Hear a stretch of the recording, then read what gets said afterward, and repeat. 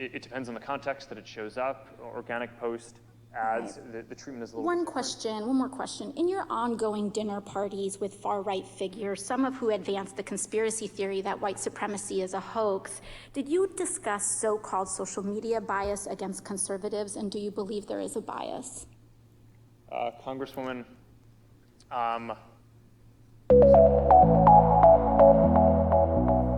Hey everybody, it's Matty here with Altcoin Buzz with you on this Friday. Happy end of the week. We're going to be discussing today what's been lighting the internet afire. You've seen a snapshot of it there in the preview. The AOC Congresswoman Alexandria Ocasio-Cortez exchanges with Mark Zuckerberg in Washington. A lot of contentious discussion matter there that was tossed around, and some people are obviously very much in support of her. Some people can't stand it, find it very cringy. I'll give you my take on that. We're also looking here at Bitcoinist.com. Will Bitcoin ever see another 2017 style bull run? There are proponents for and against. And then on ambcrypto.com, China's Xi Jinping calls for accelerated blockchain development, segueing directly from what we discussed yesterday, that, if Libra doesn't take on this big project, that's what Mark Zuckerberg is issuing as a warning to some of the leaders in Washington, then China almost certainly will. And they're already discussing it in the news. On Forbes.com, finally, this U.S. congressman thinks Bitcoin will have enormous value and utility over the long term, in stark contrast to Brad Sherman's opinion that we covered yesterday. But first, let's begin with a snapshot of the market. Just as I sit down to record this video, we seem to be on the uptick of a little bit of a price boost. Let's see where it goes, but market cap is sitting at 210 billion right now. That's up about 5 billion or so from yesterday. Bitcoin and other projects up 2, 3, 4%. Bitcoin at the time of this recording up a couple $100, $7,652.81, with dominance at 65.6%. Okay, now in case you haven't seen it, there was a very fiery exchange on Capitol Hill between Congresswoman Alexandria Ocasio-Cortez and Mark Zuckerberg. Now, I've been put in this kind of awkward spot because I'm no fan of Mark Zuckerberg, and yet the way that this line of questioning went, I was kind of forced into a corner and found myself actually having to defend him. Yeah, and I'll tell you why. I think, as I mentioned in yesterday's video, there are a number of lines of criticism that are totally valid. Facebook has mishandled the personal data and information of millions of its users. There's no question about that. And the leadership, Mark Zuckerberg, should rightly come under fire for some of that. But this was an inquisition that was so far-ranging and so detached from reality. It really brought back to mind for me some of the ridiculous and just invented criticism that we discussed yesterday by way of Maxine Waters, by way of Brad Sherman. So there is a discussion of the Facebook's mishandling of the Cambridge Analytical data scandal that occurred, and that's what's being addressed right here in this exchange between AOC and Mark Zuckerberg. That's fine. That's valid. That's at the heart of the questioning that Facebook should receive if they're looking to issue something as far-reaching and as far-ranging as a new currency in the form of Libra. I get that.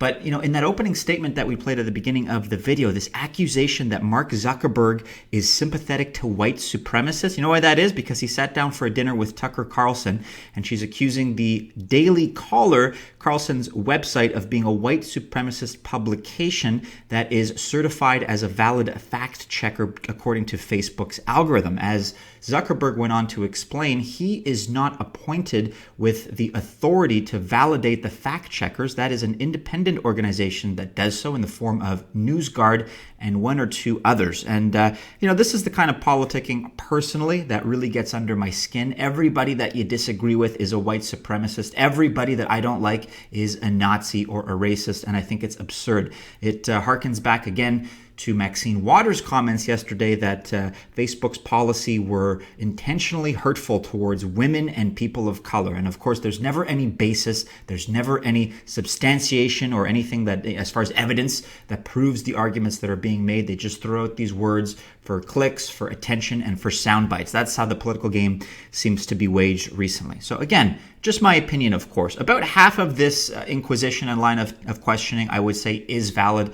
But the rest is just identity politics, and I cannot stand identity politics. So I find myself on the side of Zuckerberg in this exchange.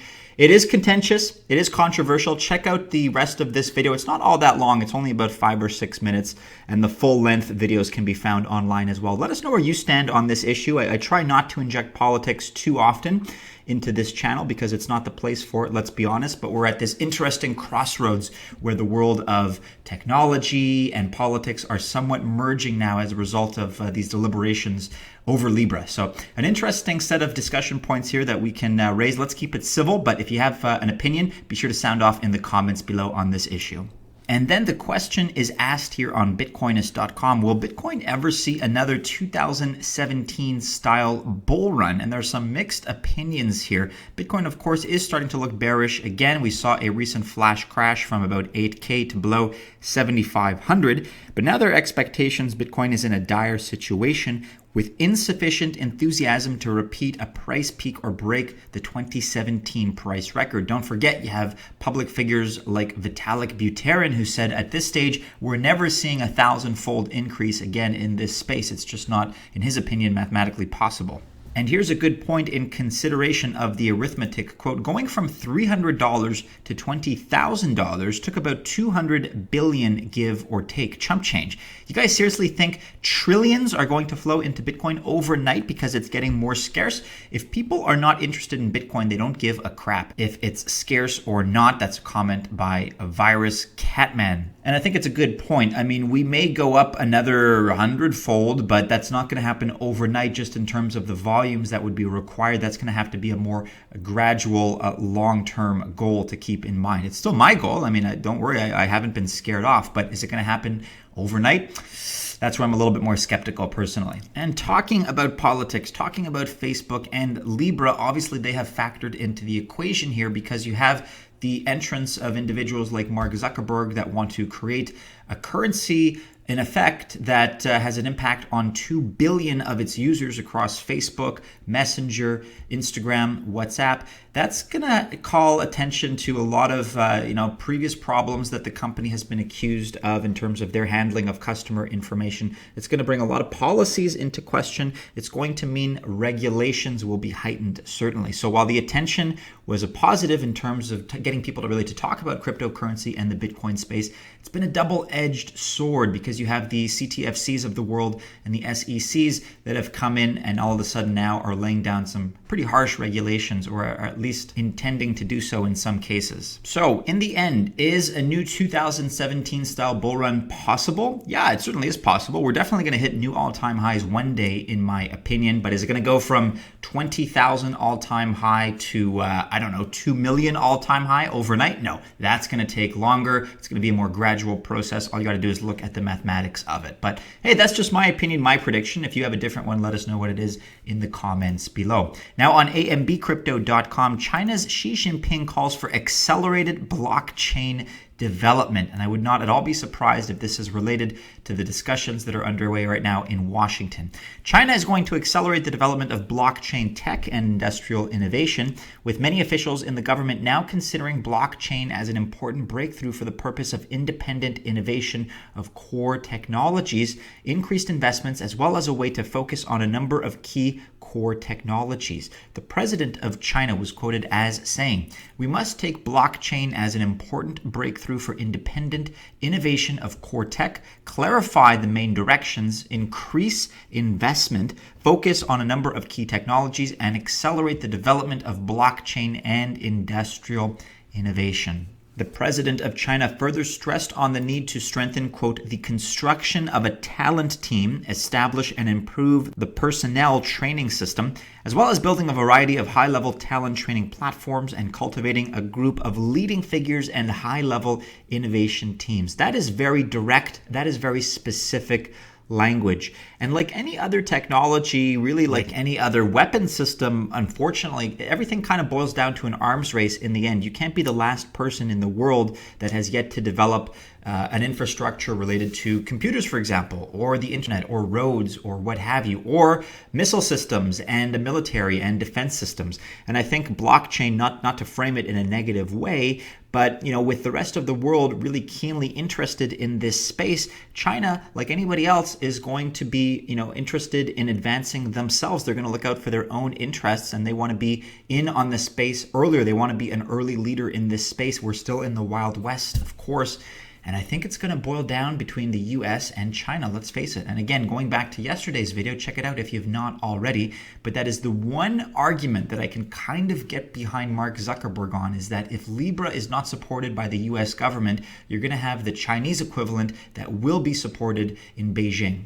And in some news here on Forbes.com, in what is very much juxtaposed against the article yesterday on Forbes that really got my blood boiling, that was the one about Brad Sherman calling Bitcoin evil and all that nonsense. This US congressman thinks Bitcoin will have enormous value and utility over the long term. Nice of them to balance out their coverage. Yes, so over the past couple of weeks, multiple members of Congress have felt the need to share their thoughts on Bitcoin and Facebook's Libra project.